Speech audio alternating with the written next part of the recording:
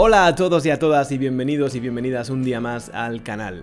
En el último vídeo hablamos de por qué se vendían menos coches no solo en España, sino en, bueno, podríamos decir en el mundo, ¿no? Hay una serie de tendencias que hacen que se esté limitando muchísimo la venta de coches.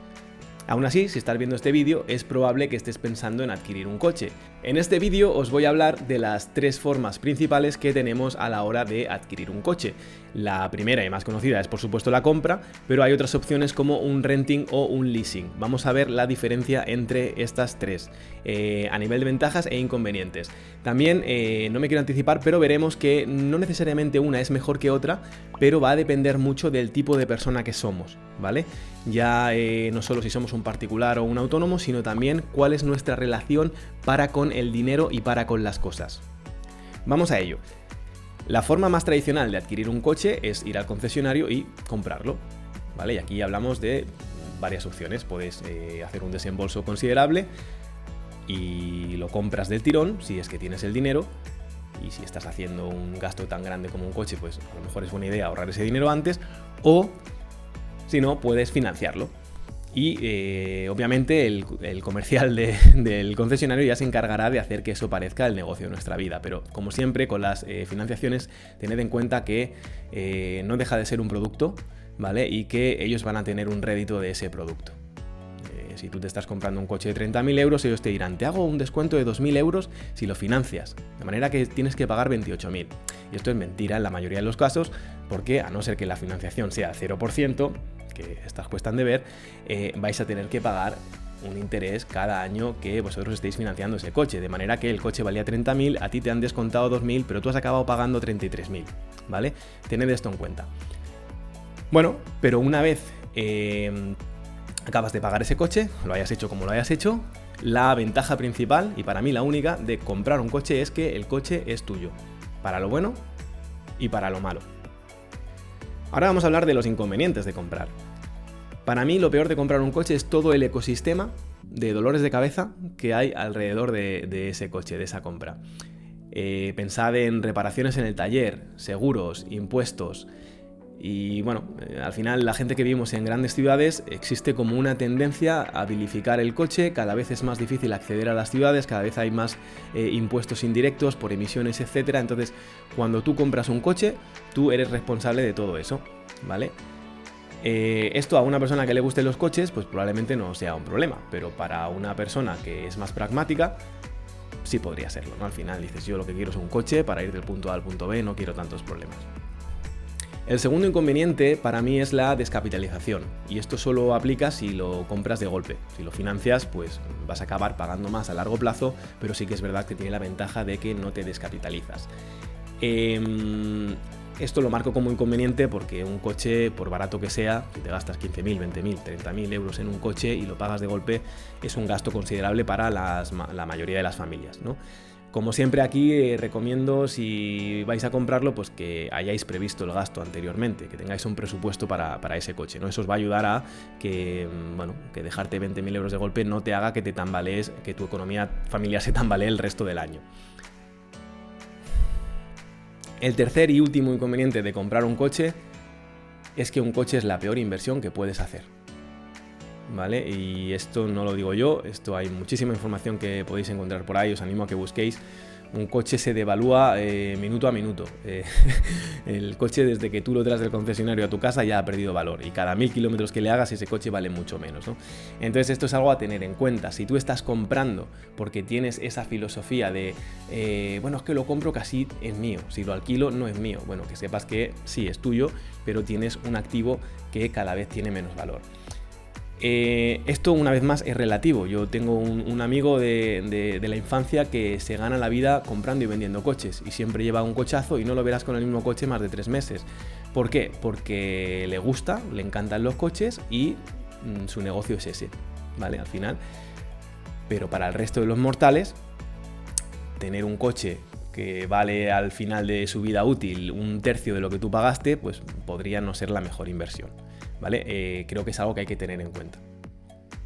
El segundo modelo de adquirir un coche que quería comentaros hoy es el renting. Un renting al final no deja de ser un alquiler a largo plazo de ese coche, ¿no? Normalmente, por lo que he podido ver, son de 48 meses lo más habitual, aunque es posible que en función del fabricante te ofrezca unas opciones u otras.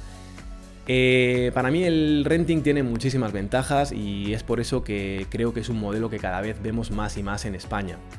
Os dejo aquí un artículo donde se habla de las nuevas matriculaciones por renting, ¿no? Es algo que tradicionalmente se ha visto como que era tirar el dinero, pero que cada vez más y más la gente ve como una alternativa real a comprar ese coche. Vamos a hablar de las ventajas de un renting. Bien, la primera es que pagas al mes una cuota fija. Y esto es algo que para la gente que nos gusta gestionar nuestro capital mes a mes es bastante atractivo. ¿Por qué? Porque convertimos lo que sería un desembolso brutal, como en el caso anterior, que es comprar el bolso, iba a decir, que es comprar el coche, ¿vale? Desembolso de comprar el coche, lo convertimos en una cuota mensual, ¿vale? Estamos convirtiendo el precio de un activo que se devalúa muy rápido, lo estamos convirtiendo en un coste operacional, ¿vale? Como si fuéramos una empresa, un coste operacional. Y esto es genial, porque si habéis visto otros vídeos que he hecho y me habéis hecho caso con el tema de los presupuestos, os dejo aquí el vídeo por si le queréis echar un vistazo. Tener un coste fijo cada mes hace que sea un gasto muy fácil de presupuestar.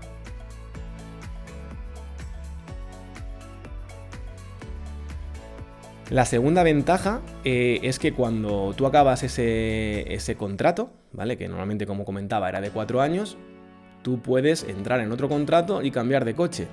De manera que estás cambiando de coche cada 4 años sin tener los dolores de cabeza relacionados con tener que comprar y vender coches cada vez, ¿no? Que insisto, esto depende del tipo de persona que seas y lo que te gusten los coches y lo que te guste comprar y vender cosas, va a ser un inconveniente o no.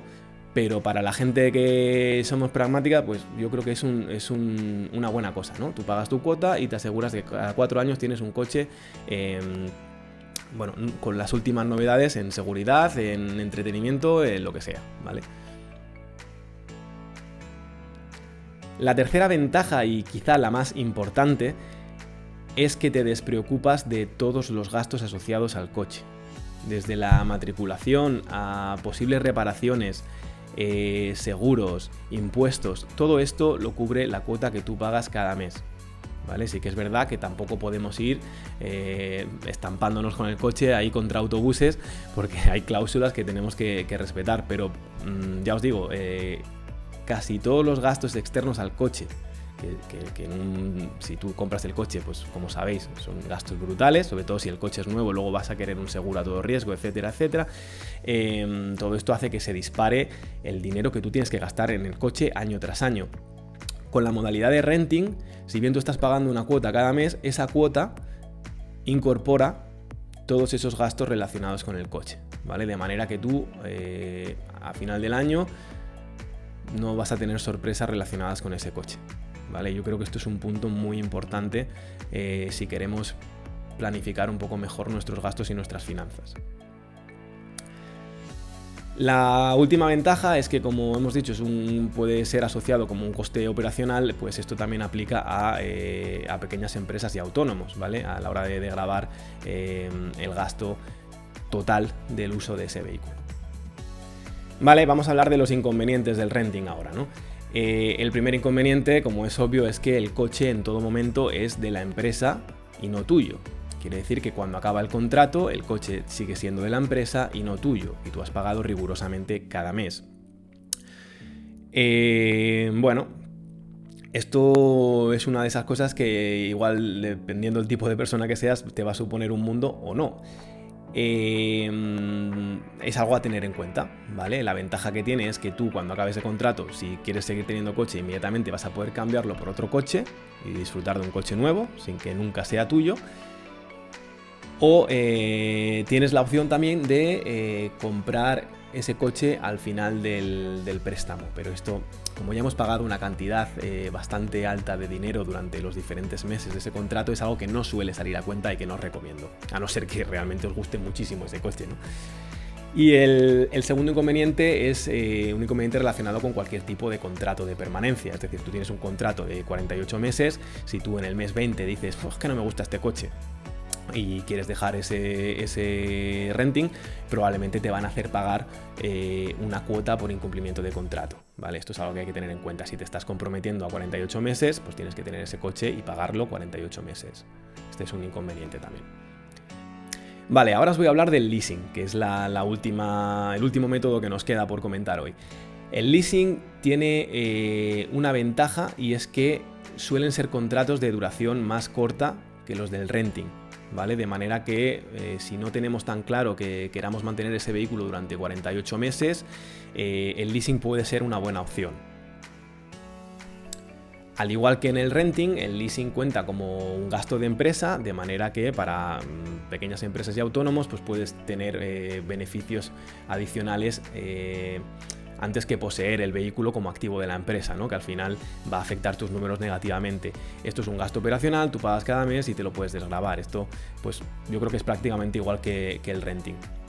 Un leasing tiene lo peor de las otras dos opciones, ¿vale? Al igual que en el renting, no eres en ningún momento propietario del vehículo. Tú te beneficias de ese vehículo, pero el vehículo no es tuyo.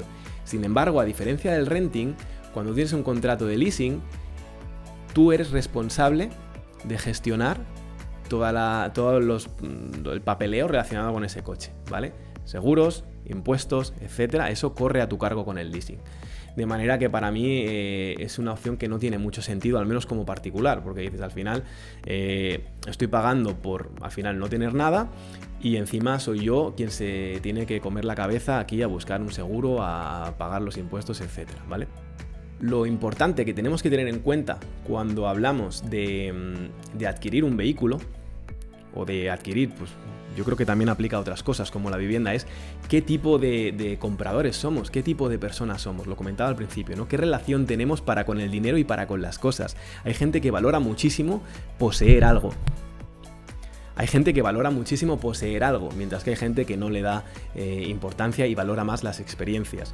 Si tú eres una persona que crees que alquilar es tirar el dinero, pues muy probablemente la opción de comprar sea más apetecible para ti, y eso está bien, no es que haya una mejor que otra. Si además te gustan los coches y te gusta la mecánica, pues final blanco y en botella, ¿no? Cómprate el coche, disfrútalo, y cuando hayas acabado de disfrutar de él, véndelo y cómprate otro, que es lo que se ha hecho siempre, ¿no? Si por el contrario eres una persona menos conservadora, que valora más las experiencias que las cosas tangibles, y que das mucho valor a poder realizar cambios ágiles en tu vida, yo te recomiendo que te plantees, al menos que te plantees un renting. Esto al final es una cuestión de hacer números. Más adelante voy a hacer un vídeo donde comparo, en un caso de uso real, con un coche real, comparamos el precio que supondría comprar ese coche y el mantenimiento de este durante los primeros 4 años con la opción de renting, y veremos qué sale más a cuenta. Pero ya os digo, esos son solo números. Al final es muy importante que seamos conscientes de que no hay dos personas iguales, y que lo que una persona valora muchísimo para otra no es importante. Entonces creo que a la hora de escoger entre un renting o comprar, es importante tener en cuenta qué tipo de consumidor somos. Bueno, la intención de este vídeo era que conocierais un poquito mejor las ventajas y los inconvenientes de los diferentes modelos de adquirir un vehículo que tenemos a día de hoy disponibles. Pero ya sabéis lo que se dice, ¿no? Para gustos, colores. Y hablando de colores, hay un botón ahí abajo que pone subscribe, que si os ha gustado el vídeo os pediría que le dierais, así estáis siempre al día de los vídeos que vaya subiendo al canal. ¿Y tú, de qué equipo eres? ¿De los que compran o de los que alquilan? Como siempre, estaré encantado de leerte en los comentarios, así que déjame tu opinión y nada más. Nos vemos muy pronto.